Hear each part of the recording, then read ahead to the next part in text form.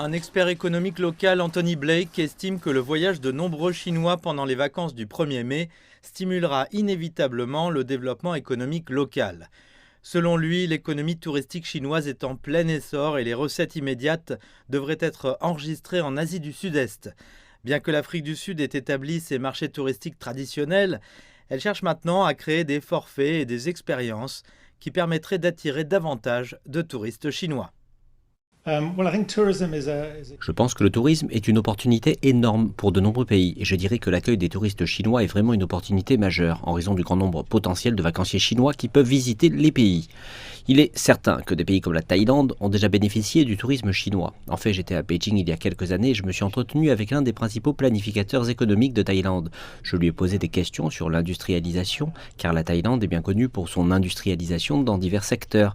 Il m'a répondu qu'en fait, c'est le tourisme, en particulier celui de la Chine, qui a déjà été le moteur de l'ensemble de l'économie. Le tourisme chinois se développe et il y a un énorme potentiel d'expansion du tourisme chinois. C'est loin, mais les liaisons s'améliorent, donc je pense qu'il y a d'énormes perspectives pour que le tourisme chinois contribue au développement économique de l'Afrique du Sud.